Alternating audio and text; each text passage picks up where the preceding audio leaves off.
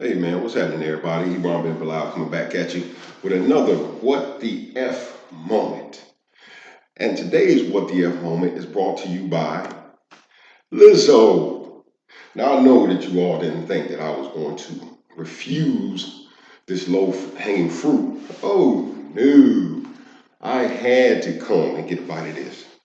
Now, understanding that I've been incarcerated for years, so I didn't know who this individual was. So when my wife made me aware of this and showed me this, I didn't know who it was. So the first thing as soon as I seen it, my first reaction was, "Oh, the Hutts, Jabba the Hutt and his sister have finally found this galaxy, and they came to watch a basketball game." And so I said, "Oh man, that's spectacular.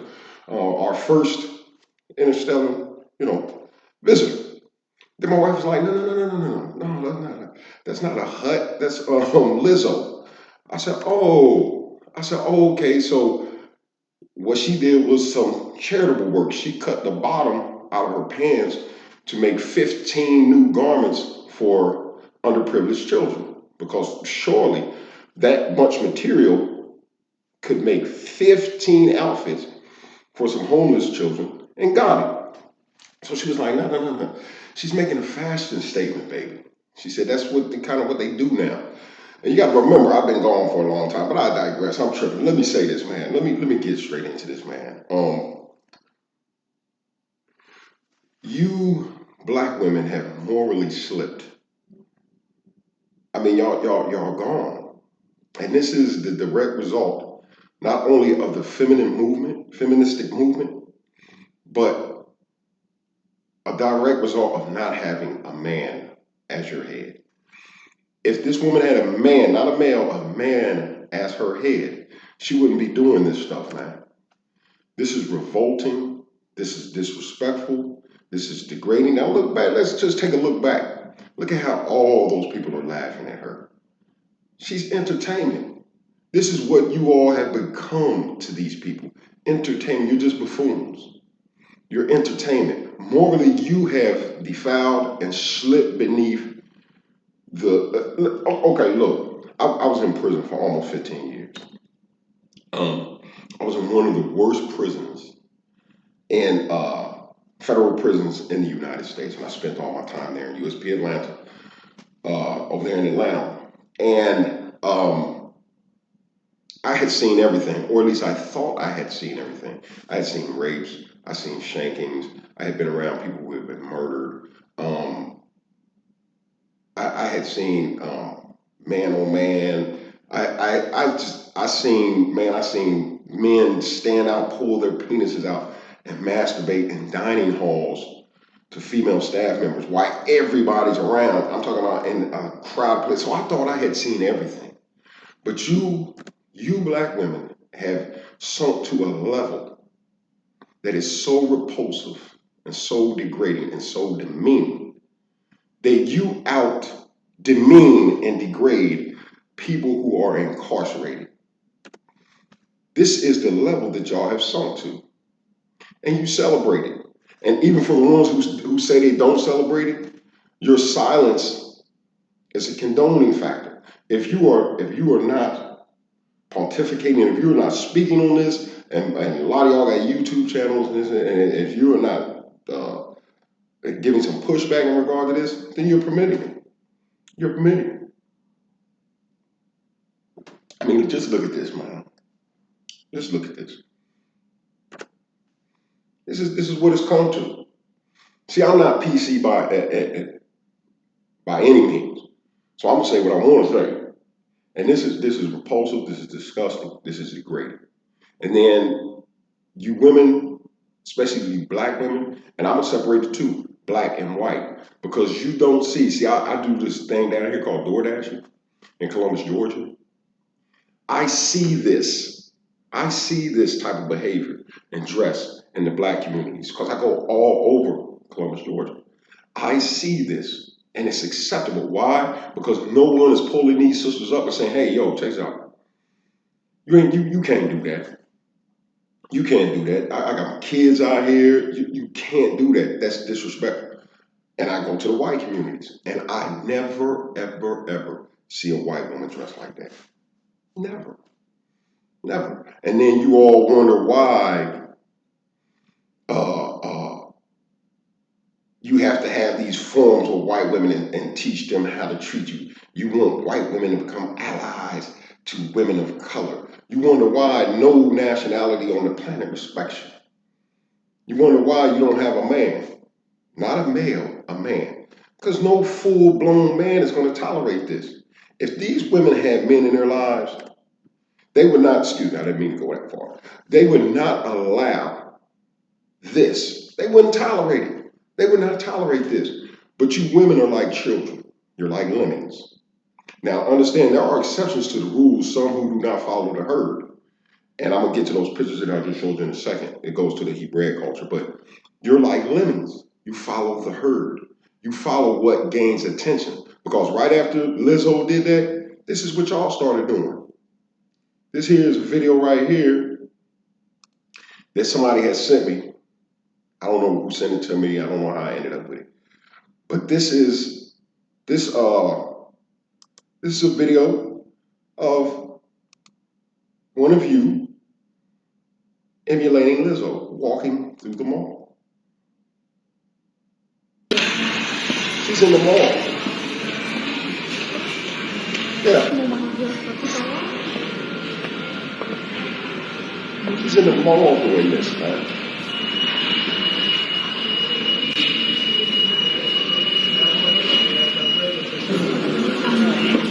And she set her mask on that mask plus.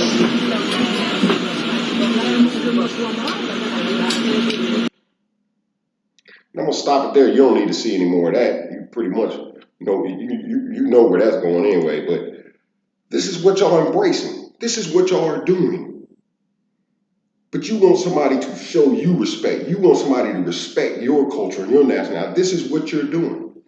You following the trend. As soon as it's something to get somebody attention, and guess what? She videoed it all. She did it for the attention.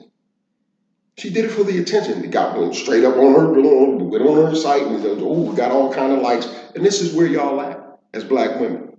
You're degrading yourself to a level that is so deplorable. I have never seen. I can't even figure out in my mind what you can do to sink further. But let's go to this.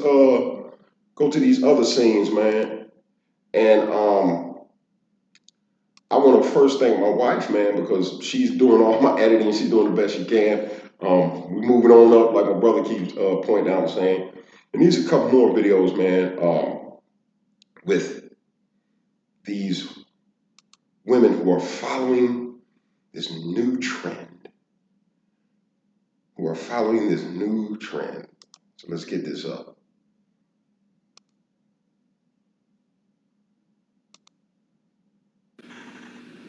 Yeah, this is at the store. This is at the store, man. She's at the store like this. And look at all that cellulite and all that, like somebody likes that garbage.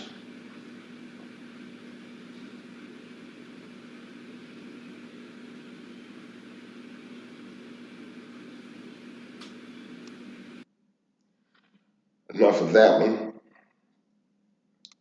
This is what y'all falling into, man. This is what y'all become. This is what y'all become. And then y'all want to set up forums, and y'all want to set up forums to go teach white women how to become your allies. And this is what y'all got going on. Who wants to become an ally to this? Align themselves with this. Look at this.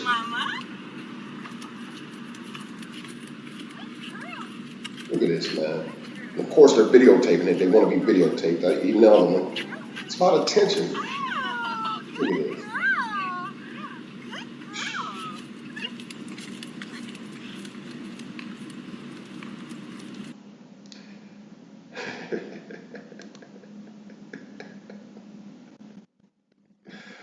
Oh, man. And y'all want somebody to take y'all seriously, man. Y'all want the same respect, and y'all want the same. Y'all want to be on the same playing field as a white woman, and we need to teach white women how to be our advocates and allies, and this is what y'all got going on. Like I said, y'all have sinked to a level of depravity, man, that's worse than in prison. That's worse than in prison. And once again, I go back to Torah. I go back to the Hebraic culture because I'm always bringing back because I'm a Hebrew. See, we don't have to worry about this in our communities. See, a lot of y'all would say, "Oh, that's because you are oppressive and y'all are a bunch of misogynistic, male chauvinistic. You're a part of the patriarchy and all this and this and that." No. See, when a woman comes into the knowledge of who she is in regard to being a Hebraeus, the men don't pull her to the side and tell her how to dress. It's the elder women who pull her to the side and say, "Yo, check this out, sis. This is the dress code." But when a woman comes to the point of enlightenment, she desires a change anyway. The first thing that changes is her mindset, so her dress code changes. The first thing that changes is her mindset, so her dress code changes. This is how the Hebraists rock. This is how they rock. This is how they do. But see, that's oppressive. Oh, see, she's not expressing herself. She's not. See, listen, there needs to be boundaries. Once again, you women are like children. Without rules and regulations, without boundaries, you're going to do this. This is what you're going to do. Because without any walls, without any boundaries, whatever your mind can just produce and whatever you can see online to emulate, you're going to do it. There are exceptions to the rules when it comes to secular women, but you're just as guilty because you are not calling it. You're not calling it out. You're not calling it to the carpet, so you're just as guilty. If you're allowing this to go on in your community unchecked, once again, like I said, I can guarantee you, if Becky came out of her house like that, dressed like that, and went to the mall, check this out, man. Look, if she's in the white community now, she's in the black community. Y'all ain't gonna say nothing about it, so she can do whatever she wants to do unchecked. Y'all gonna be trying to hit her and all kind of stuff. But if she's in the white community, she comes out of the house like that, and that old lady sees her. Oh, she gonna get dealt with real quick. But I digress on that point and go back to the Hebraic culture because this is not tolerated. We don't tell the women how to dress. Sisters teach sisters, just like it's missing in the black community today. See, that education from Big Mama is not passed down anymore. Y'all not educating each other generationally because generationally you're becoming more defiant. You're becoming more defiant because there's no male in the household to say, "Hey, you better listen." And there's structure and order that doesn't exist in your world anymore. So without rules and regulations, without that man over top of you being your head, this is what you fall into. Whatever your mind can come up with, whatever your imagination, you just run with it and you do it. And this is what you have. But in Hebraic culture, and see, let me touch on the church real quick, because y'all are just as guilty. Because not to this degree, but women are coming into those congregations daily dressed. I mean, man, listen. I've heard some reports, man. When I was incarcerated by the Christians, they say, man, them girls going in there with no panties on, skin tight leopard suits, and all type of stuff. And your pastor's not stopping you because he's lusting on you anyway. That's number one. Then number two, you probably tithing enough, so he ain't never gonna try to check you because he don't want to lose that money. But it's a learned behavior because you got people in there like TD Jakes who are telling you don't need a man, and we're gonna deal with that.